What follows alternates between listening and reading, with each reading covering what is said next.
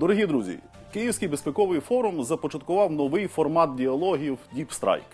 Тут предметно говоримо про актуальні події, головні тенденції, які стосуються нашої безпеки, економіки, зовнішньої політики.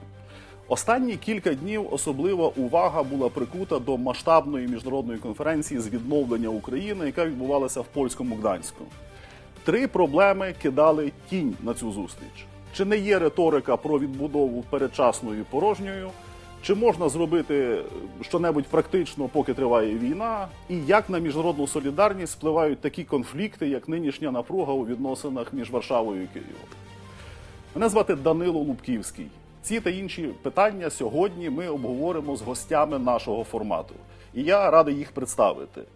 Насамперед, Катерина Матернова, посол Європейського Союзу в Україні, Анка Feldhusen, колишній посол Німеччини в Україні, а сьогодні бізнес-омбудсвумен України, Наталія Шаповал, керівниця Інституту Київської школи економіки і віце-президентка з політичних досліджень цього авторитетного закладу. І голова Київського безпекового форуму, двічі прем'єр-міністр України Арсеній Яценюк. Радий всіх бачити, колеги. Прем'єр-міністр Юлія Свириденко дуже позитивно оцінила підсумки конференції в Гданську. Вона повідомила, що підписано 160 угод на суму понад 10 мільярдів євро. Це і перший транш нового фінансового інструменту ЄС, і угода зі Світовим банком, і запуск європейського флагманського фонду Transport Support Fund, і нові партнерства в сфері оборони, енергетики і так далі. Отже, як ви оцінюєте Гданськ? Нехай це питання буде початком нашої розмови. І це запитання стосується всіх. Я розпочну з Катерини Матернової. Катерино, recently we witnessed a lineup of very successful events from the EU-Ukraine perspective, including the summit of the European Union, including the opening of the negotiation cluster, including the international conference in Gdańsk. So what are your impressions? Why Ukrainians should believe that all of these elements are some kind of a real turning point instead of a number of simply successful events? You're welcome. Дуже дякую за запрошення. It's great to be here and in fact reflect on things going well, not only on things that don't go well. So let me step back a little bit and say that there are several trends and several important, I'm not sure I would call it turning points, but developments that are worth mentioning. First and foremost, we are now living through the first time when the collective West and Ukraine are prevailing in the cognitive warfare with Russia. Russia and its narratives have been one of the most corrosive developments throughout the war. I always tell everybody it's not only the kinetic war, but also the cognitive one that Russians play, and they were exploiting the narrative of them winning and their win being inevitable, that it was very difficult to battle with it. But Ukrainian ingenuity, development capacity, drone warfare and production have now convinced the whole world that Russia is not winning. I think there is a danger of overconfidence because there are still obviously fights in Donbass, and it's not doesn't mean that Ukraine is inevitably winning now, but the narrative has been defeated that Russia is inevitably winning, and I don't think we should underestimate that because psychology is very important, and I think the success of both the deep strikes but even more the mid-range strikes that Ukraine has had are contributing to the positive mood. Second, due to recent elections in the EU, for the moment we have really a unique alignment of stars on the EU side by having a consensus, because everything that we do for Ukraine is based on a consensus, and we have had consensus to support with the 90 billion Ukraine. And in all honesty, Ukraine would have very hard time surviving if it wasn't for this support. And I'm delighted to say last week was the first disbursement. It took a while, but now there is this support. And there is also, for the moment, reached a consensus on opening the first cluster. 2 years delayed, but it happened. Ukraine is fully ready to negotiate.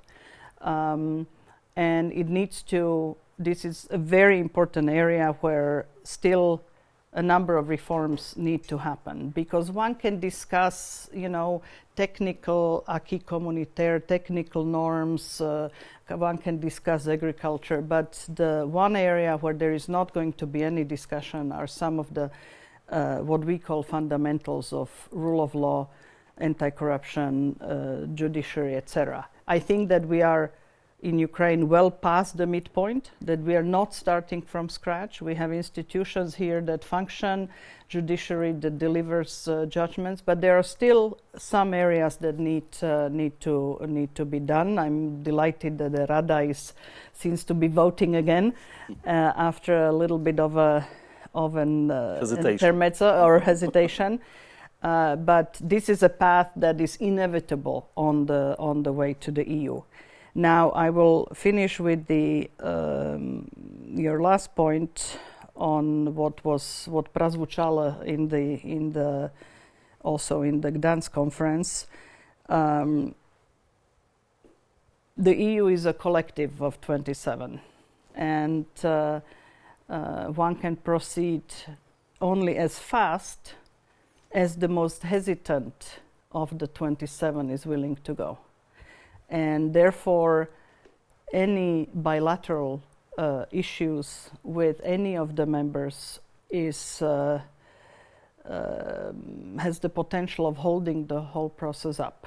And I very, very much hope that cooler heads prevail, and very much hope that we are on a de-escalatory path with Poland rather than on an escalatory one, because history is a tricky subject, and there are moments to deal with historical grievances, and then there are moments which are more tricky, and I think it would be tricky to deal with it right now.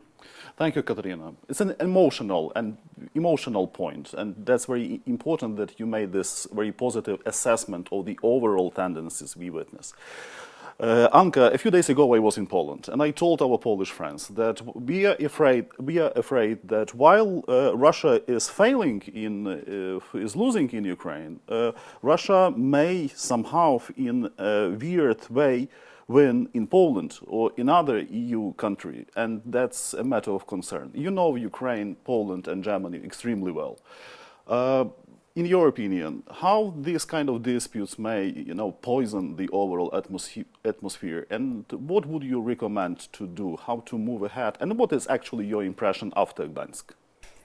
Well, let me start by thanking you for having me. Дуже вам дякую. Я повернуся в радості до Kyiv Security Forum. And let me really just take up what Katarina just said. History is a tricky thing. And as a German, I know that probably very well too. And one of the Polish representatives actually at a side event mentioned the German-French rapprochement and the German-French treaty in 1963. So if you want my opinion as a German, I can only recommend that, yes, de-escalation takes place. Cooler heads, as Katarina said, start working as we all have a task to work together on cooling this down, and then let historians look at history. I think this is the most important thing that happened between Germany and France. But of course, it also needs a political leadership to let historians do their job. So I can only hope that Ukraine and Poland will get there. On the overall atmosphere at the conference, of course, everybody talked about it in the corridors, but at the same time, I didn't feel that it affected the conference as such. The Polish did a fantastic job to host the URC. I can only compare it with the German one 2 years ago, and I have to say they did a few things much better than we did, including the coffee. But what I really liked was the setup. The Ukrainian regions got a lot of attention, and I think it's important that they advertise what they need. I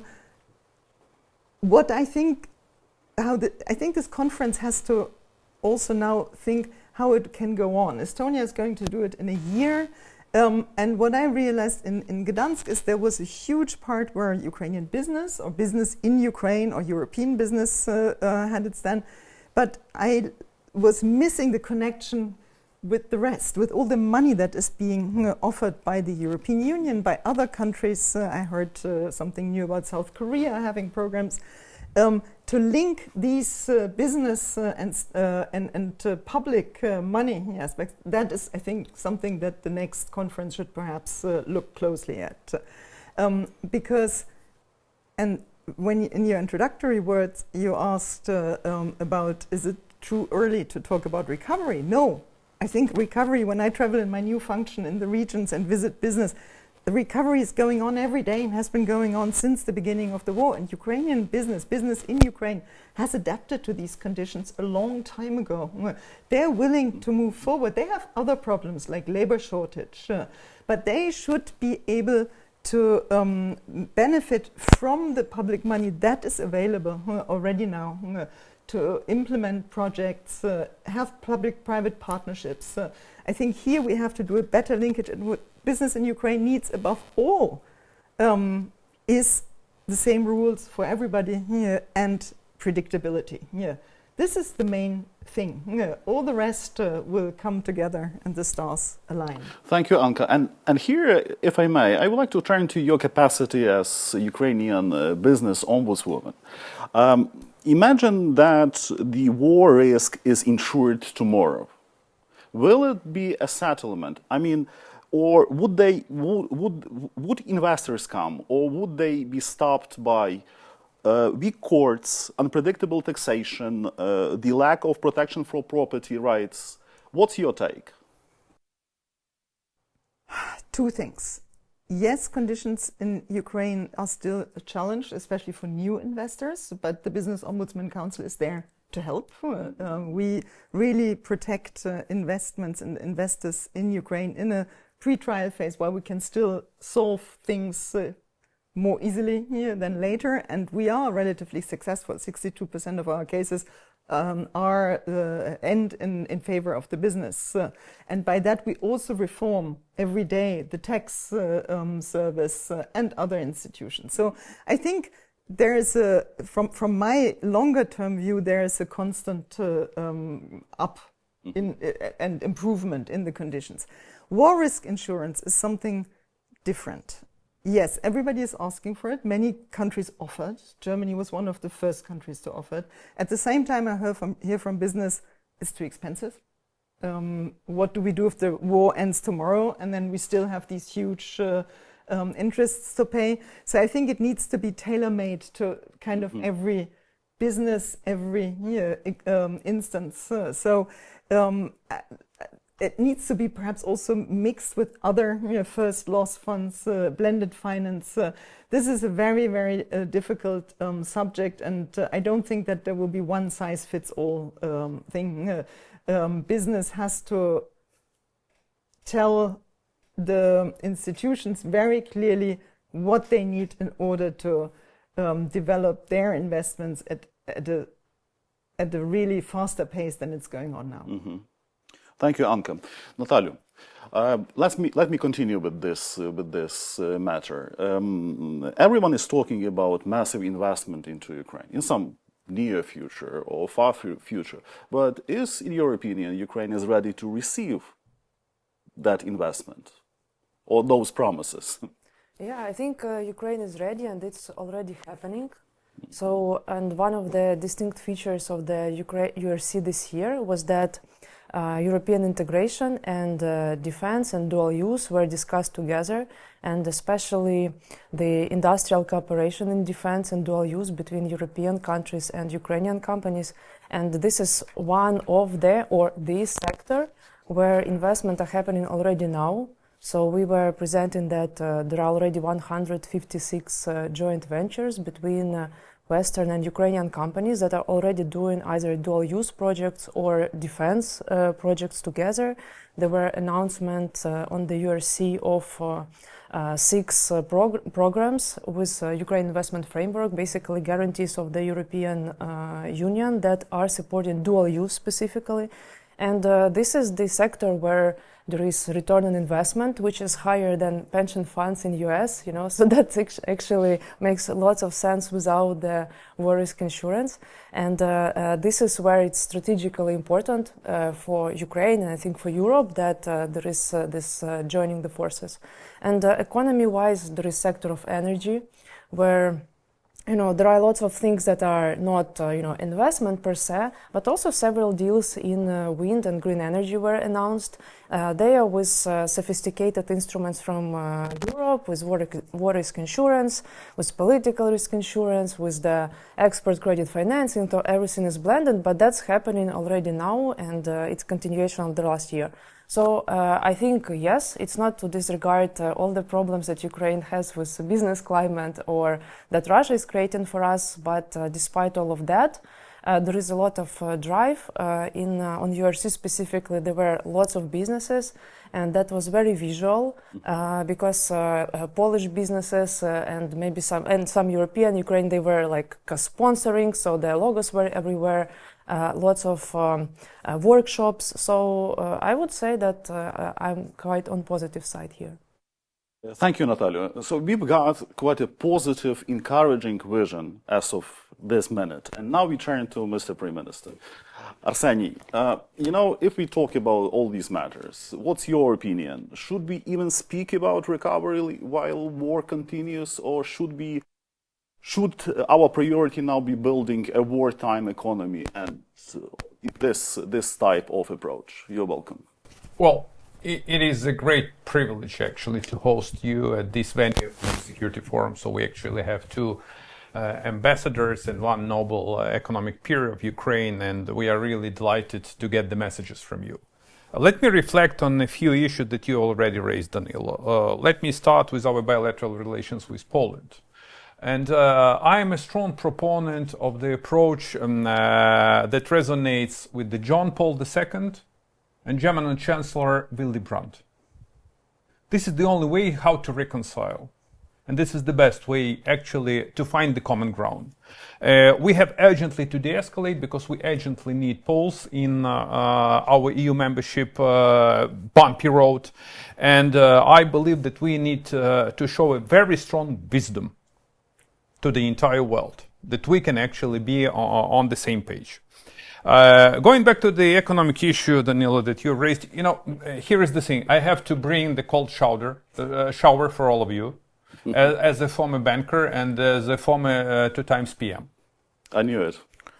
And the fact is that this is the red heat wave outside, so we need to get these kind cold of showers. cold showers. Of course.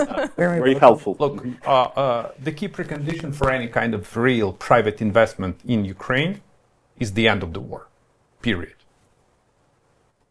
Yeah. There is no other way to get any kind of floods of private investors into Ukraine without a durable and a fair peace, without a clear-cut security guarantees, without strong Ukrainian military that is capable of defending the sovereign soil and that is capable actually of defending the investment of our allies. Look what's happening all over the world. The BlackRock, they announced 3 or 4 years ago that they are ready to invest into Ukraine trillions of dollars. And this issue is still pending. And it will be pending until we get this kind of durable and fair peace. Yesterday, Putin actually was very clear that he wouldn't budge. He hasn't changed his ultimate goals. And we have to be very clear about his final and initial intentions, and they are actually the same one, is to take over an entire Ukraine. But I fully share the take of Madam Ambassador. Things has changed. And neither Putin nor his allies, nor even some friends from the other side of Atlantic, they didn't expect this kind of situation on the battlefield right now. But this is the war, and it's a kind of roller coaster. It has ups and downs. We are not allowed to be complacent. Mm-hmm. So, to put it in a nutshell, Danylo, we will get a kind of investment bonanza. Mm-hmm. After we will get a fair, durable, just and strong peace. Mm-hmm. Quite a realistic approach. Ambassador Maternová, Katarina, the Ukraine moves into the EU. We are doing well, in my opinion, on our EU membership track. But there are some policies within the EU that may somehow slow down the Ukrainian growth, including the agricultural policies, including what is called, if I'm not mistaken, CBM, carbon border adjustment mechanism, new steel quotas, and so on. So, do you believe that Brussels may somehow adapt its policy regarding Ukraine? You're welcome.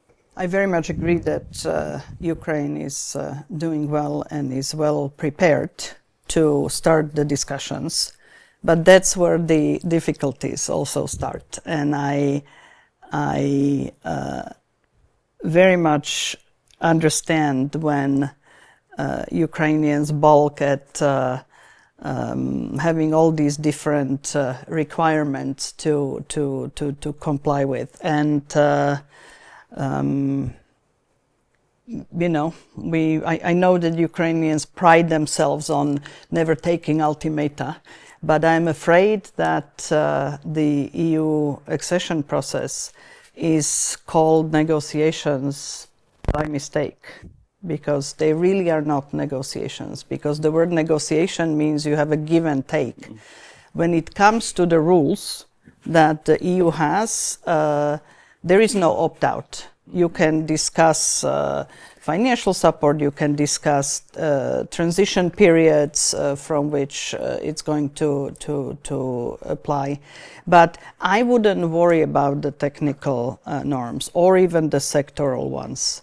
You mentioned agriculture. I think agriculture is used by those who ultimately don't want to see Ukraine in the EU, on either side, as the scarecrow. I think that there is ample opportunity to take agriculture out of the equation and have Ukraine use its competitive agriculture vis-à-vis third countries, not be part of the subsidy scheme that is in the EU, and then see how it develops over some years.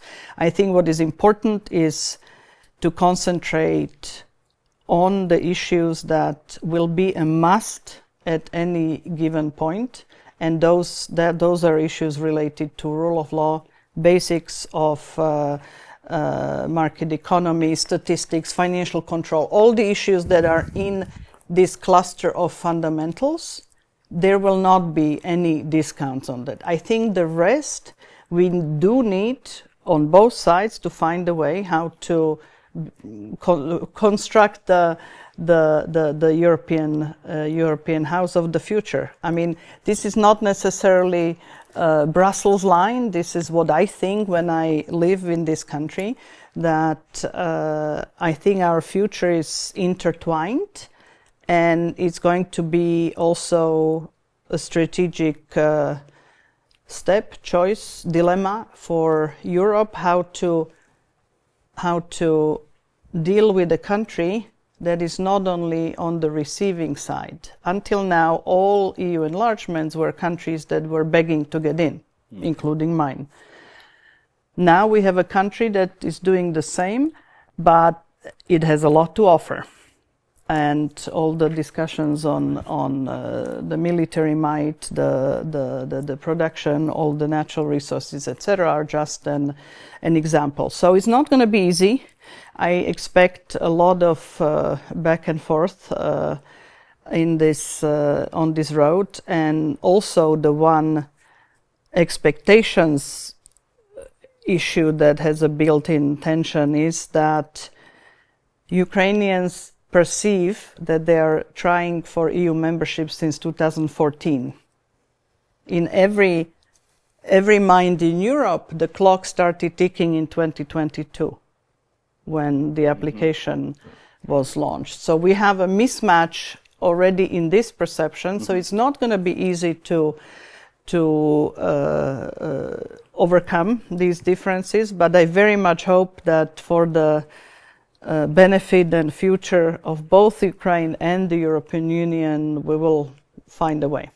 Thank you and we appreciate your remarks. There is yet another very painful issue. While we talk in June, hot summer, but Ukraine is going to get prepared for winter. If Russia launches a massive attack once again against Ukraine's energy system, do you believe that Europe and Ukraine are more prepared for the coming winter or not? Thank you for raising energy, and it was a big portion of my understanding is of the Gdańsk discussions. There was also an energy Rammstein in the lead up to it, which is this meeting of donors for the energy system. We certainly have more awareness on both sides that this is an issue. I think Kyiv in particular remains in a very vulnerable situation. But so does many other parts of the country. I wish some of the preparatory works would be faster and taking place, because we can't rely on weather to be helpful. But just like we made it through this winter, I'm quite confident that we will make it through the next one. Wonderful. Thank you, Katarina. Anka, my next question is to you, and it's of more general nature. How, if we talk about the outcomes of the Gdańsk conference, as we talk about the recovery and resilience, how to avoid, the perspective of rebuilding yesterday's economy in Ukraine instead of building a new one? Have you raised this during the Gdańsk conference? I think this term of building back better is in everybody's mind, really. I don't think Ukraine or anybody else wants to rebuild the Ukrainian economy as it was before. And this has happened. Energy, renewables have taken a huge step ahead in the last years. I mean, I left Ukraine in 2023 as ambassador after a first difficult winter. But yes, since then, Ukraine has survived every winter, and renewables have become a much bigger part of how to deal with the shortages. So I don't think that question needs to be discussed. We need to have a look where can we already, and I agree with Arseniy Yatsenyuk, only the end of the war will show the real influx of investors, but we can already prepare the road there. And building back better has to be done every day by giving investors the conditions, technical but also legal ones. And I totally agree. What business needs, as I said it before, are the same rules for everybody, predictability, and only changes in the judicial system, in the law enforcement system, can bring that. This we can already work on now, and Ukraine is working on it. Renewables, I mentioned, but also other parts that can already be reformed. The Ukrainian government and then the Rada passed a law on the reform of the public procurement system. This is extremely important for investors that want or for the state that is actually procuring services also from private investors. The framework needs to be right, and Ukraine is already building this framework right now. So I think the Ukrainian economy after the war will look like nothing it was before. That's a strong and good message, Natalia. But if we talk about this future economy, we have, as Anka mentioned already, we have to talk about labor and how to deal with this issue from the perspective of the Kyiv School of Economy. So, as from Kyiv School of Economics, of course, we believe that quality education is very important, and unfortunately, a lot of the education right now is not high quality. And if it were to us, there would be much less universities, and there would be much more rationing of the resources to really train engineers that are really critical, that lack equipment, to really have strong science and not sharing with everyone equally in this sector. And similarly, much more attention to education in general. We have big problems globally, like all universities, not just us, with AI.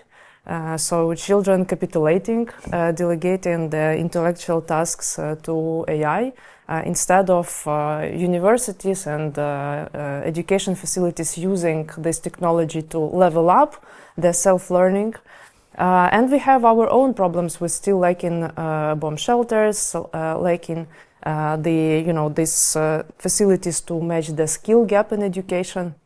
And I think there are lots of reforms in the education sector, but not to the degree that would match Ukrainian productivity with European. So fundamentally, if Ukraine wants to be a contributing partner of the European Union, and let's take out our great defense and the EU separately, then Ukraine should be as productive as Europe. And right now, if we compare it to Poland, in agro, in manufacturing, everywhere, the productivity is like 10 times slower. And getting capital investment of that size is really, it's in Godzilla, it's like in trillions, literally, to get capital investment to reach this level of productivity. And investment in human capital that is required to learn similar skills and technology is much smaller. So we, of course, as Kyiv School of Economics, if you asked, would prefer much more attention to that and investment to that. But also lots is happening, right? So there is a lot of professional education, lots of donors setting, like all partners of Ukraine setting the skill alliances, programs for vocational training, retraining of women into the male professions, programs to adopt veterans. I think we are on a good path, but probably not on good enough path to catch up with the like US and China in how their innovation and competitiveness gonna grow. In some more general sense, should immigration become part of the Ukraine's recovery strategy? That's, I guess, a hot topic in Ukraine. I think it just is happening, right? So businesses need people, they hire people. At KSF Institute, where I work, I have 10 people who work from Europe, and they are Europeans, and one US national as well. So that's, and you need qualified people to do the job, and Ukraine needs the best capital in defense, in economics, everywhere. So it's really hard to stop. Can you enforce it more? I think Ukraine still is to go through this realization how much society is prepared to have more multinational environment here. I cannot judge on that, but a lot is going on already. Thank you, Natalia. And now I'd like to ask Arseniy to somehow to wrap up the overall conversation. You know, here is the thing. I can't agree more with every single message that you delivered. Katarina, let me start with you, if I may. Thank you for your very sober and realistic assessment of the negotiating process. And this is the message that has to be delivered to everyone, both in Ukraine, I mean, to the Ukrainian population and to the Ukrainian government. I negotiated WTO accession, visa-free regime, and the rest of the stuff. So we do understand the difference between negotiations and accession process. We want to enter the club, and you folks have the rules. So we have to obey the rules. Whether we can be flexible, yes, we can. But we need to stick to the standards that are already implemented in the European Union. And this is actually the best safeguard for any kind of investments, would-be investments to the Ukrainian economy. Anka, you're absolutely right. We don't have to start from the scratch.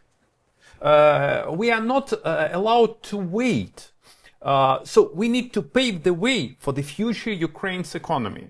But once again, let me reiterate that it depends on the outcomes of the war. And the third message, you're absolutely right on the side of Kyiv School of Economics that efficacy rate is most important. It's all about our competitiveness. So we can't just sit on our hands and wait for the economic miracle. It won't happen. So we have to work hard. To put it in a nutshell, look, there are fundamentals of the Ukraine's economy, which is agriculture, which is energy, which is steel and metal, and services. There are some newcomers, and these newcomers that will come to Ukraine, and they've come already to Ukraine's economy, no doubt, it's defense and mil tech, and massive and mass construction.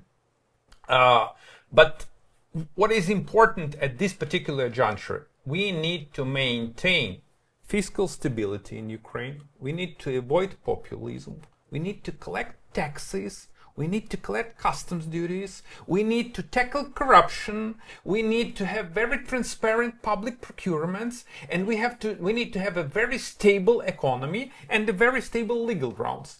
These are the preconditions for any kind contemporary or future investments. So I am very positive, and once again, it all depends on our efforts. The more we do, the better results we're going to have. I would like to thank you very much for this splendid discussion, and it was a great pleasure to see here at the Kyiv Security Forum studio and to have this important talk. I believe that all your messages, they are important for the Ukrainian society, and we will follow up and look forward to having some good results. So thank you again. Дуже дякую і до нових зустрічей. Дякую. Дякуємо за запрошення.